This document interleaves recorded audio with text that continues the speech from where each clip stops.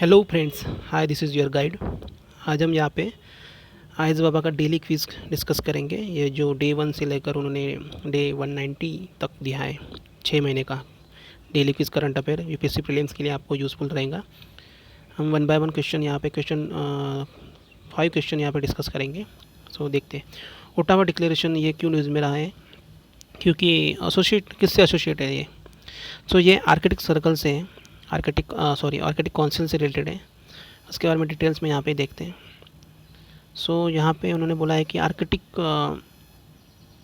Council is the leading inter governmental forum promoting for the cooperation and coordination interaction among the Arctic state, Arctic indigenous communities and the other Arctic inhabitants on the Arctic issues, in particular on the issues of the sustainable development and the environmental protection in the Arctic.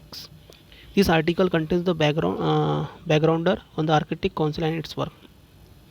Arctic Council is the leading intergovernmental forum for promoting the operation coordination and the interaction among the Arctic states, Arctic indigenous communities and other Arctic inhabitants on common Arctic issues, in the particular issues on sustainable development and promoter for the protection of the environment in the Arctic region. Ottawa declaration list the following countries as a member of the Arctic council. So आप देख सकते हो ये जो अर्थ है, यहाँ पे जो आर्कटिक सर्कल है ये नॉर्थ में और साउथ में अंटार्कटिका है। जो यहाँ पे अमेरिका है, ग्रीनलैंड है, आइसलैंड है, स्वीडन है, रशिया है और फिनलैंड है, यूनाइटेड स्टेट है, नॉर्वे है। सो ये सभी वही country, Canada, Denmark, Finland, Ireland, Norway, Russian federation, Sweden, United states. उसके बाद में question number 2 blue flag certification के बारे में पूछा है। यहाँ पे स्टेटमेंट दिए दो। It is the certification by the foundation of the for the environmental education FEE that a beach, marina और sustainable boating tourism operates meets its stringent standards. Chandrabhaga beach of the Odisha is the first in the Asia to get the blue flag certification. So ये correct पूछा है यहाँ पे।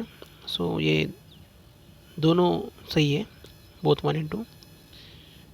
ये FEE ने found किया था ब्लू फ्लैग सर्टिफिकेशन।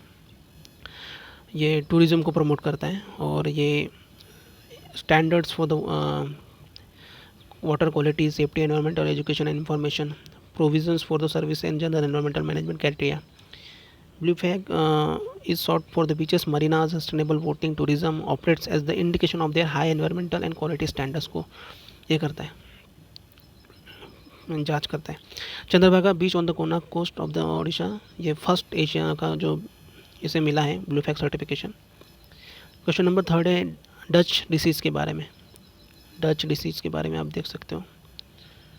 उसके बाद इन्होंने 2 क्वेश्चन दिए। It refers to the negative consequences arising from the large increase in the value of country's currency. दूसरा है option the origin of the term can be traced to the Dutch economic crisis of the 1960s following the discovery of the North Sea natural gas। so इसका दोनों ही सही है। Dutch disease is the economic terms that refers to the negative consequences arising from the large increases in the value of the country's currency.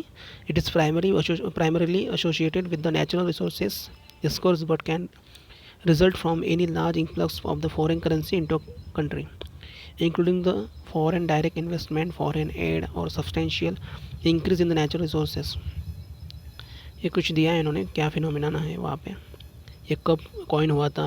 Economics magazine में 1977 में हुआ था ये Dutch disease, और बहुत फेमस हुआ था, इकोनॉमिक टर्म्स हैं। आप देख सकते हो, पढ़ सकते हो ये पूरा।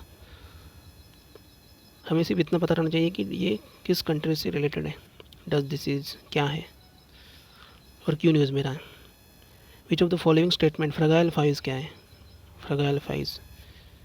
सो ये 2 ऑप्शन दिए। It is a term coin to represent the emerging market economics that have become too dependent on the unreliable foreign investment to finance their growth ambitions. Fragile five refers to the BRICS countries.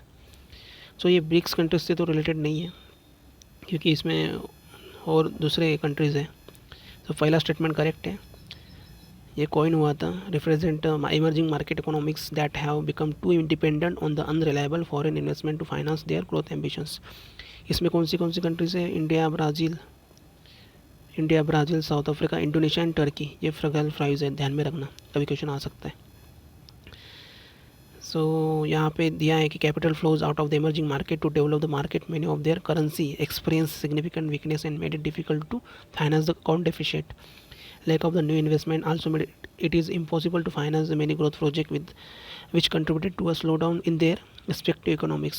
This created a potential issues for the certain vulnerable economics. Question number 5 है, इन्होंने पूछा है कि general data protection regulation GDPR के बारे में पूछा है।